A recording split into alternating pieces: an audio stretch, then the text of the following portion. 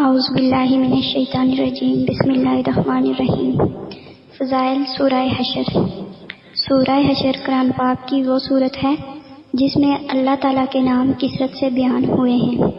یہ سورت اپنے فضائل کے لحاظ سے بڑی باعظمت ہے کیونکہ حاجت روائی کے لیے اس کے اثرات بہت ہی اکثیر ہیں۔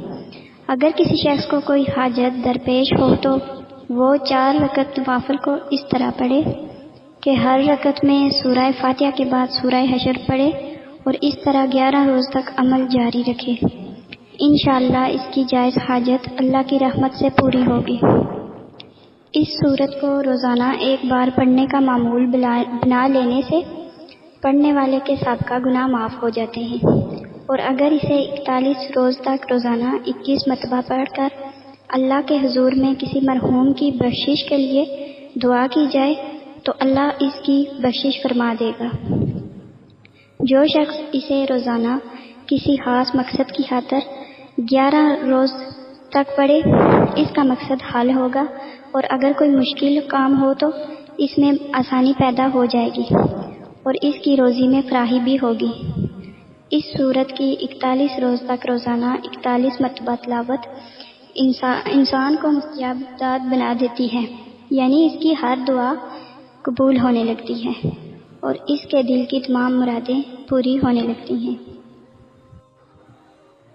سورہ حشر کی آخری 3 آیتیں اسم اعظم ہیں جن میں مرض کی شفا اور ضرورت کے پورا ہونے کے اثرات بہت تیز ہیں، اس لیے جس مرض کے لیے بھی پڑھی جائے گی خدا کے فضل سے شفا یابی حاصل ہوگی، مگر ان مبارک آیتوں کی زکوٰۃ دینا لازم ہے ورنہ عمل نام تمام رہ جائے گا۔ زکوٰۃ کی ترکیب یہ ہے: اعتکاف کی نیت کر کے 11 روزے رکھے اور روزے کے دوران ہر روز ان مبارک آیتوں کو تلاوت کیا جائے۔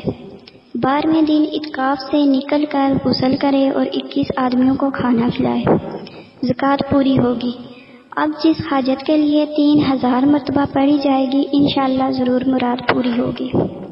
عمل مجرب ہے 1 مرتبہ زکوٰۃ دینے کے بعد 100 مرتبہ روزانہ پڑھنا شرط ہے، کوئی دن ناغہ نہ ہو جائے، ورنہ دوسری مرتبہ زکوٰۃ دینی ہوگی۔ زکوٰۃ دینے کے ایام میں پرہیز جلالی بھی بہت کرنا شرط ہے، سوائے جو کی روٹی کے کچھ نہ کھائے۔